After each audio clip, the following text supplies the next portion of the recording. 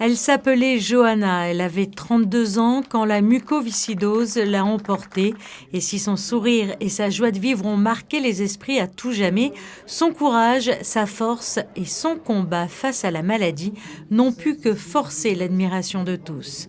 Un combat que comptent poursuivre ses parents avec l'association Save Us, une association pensée lors du vivant de Johanna et qui a pour mission d'aider les centres référents de la mucoviscidose en région PACA, la recherche, mais surtout les familles dans le besoin. J'ai connu Johanna, j'ai vécu avec elle pendant plusieurs années au lycée et j'ai connu cette maladie à travers elle et je pense qu'aujourd'hui c'est important de pouvoir la défendre.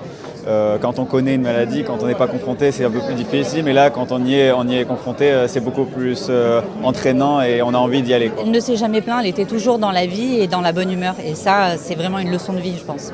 Toutes les causes qui peuvent se défendre, je suis pour donner de mon temps, de mon image et de mon investissement personnel comme ils veulent. Donc je serai disponible, j'ai déjà dit à la maman, il n'y a pas de souci. À ma façon, j'ai toujours été là pour elle et je pense qu'aujourd'hui, on sera toujours là pour elle grâce à cette association. Ça permet de faire en sorte qu'elle soit toujours là avec nous et je pense que sa force, bien que ses parents l'avaient déjà, parce que pour affronter la maladie, il faut avoir beaucoup de courage, je pense qu'il appuie dans la force qu'elle aura pu leur transmettre. Parce que pour un enfant, on ne calcule pas. On y va, on y met notre force, c'est obligé.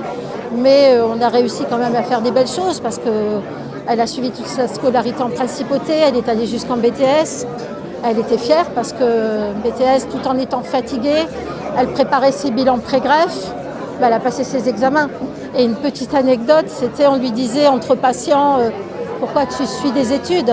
Parce que si tu décèdes, et elle leur avait répondu, moi je mourrais intelligente.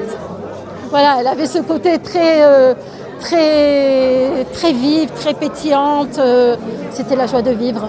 Et aujourd'hui, on va continuer pour elle, mais surtout pour les autres, pour leur donner de l'espoir en disant qu'il ne faut surtout pas lâcher les bras parce qu'on n'est pas loin de belles choses, mais on a encore besoin des gens, des donateurs, parce que sans eux, on n'est rien. 200 enfants naissent chaque année avec la mucoviscidose en France. Cette maladie génétique touche les poumons et réduit l'espérance de vie. La transplantation pulmonaire est encore aujourd'hui la seule alternative pour prolonger la vie des patients dont l'état respiratoire s'est irrémédiablement dégradé. C'est pourquoi le don d'organes reste un enjeu vital.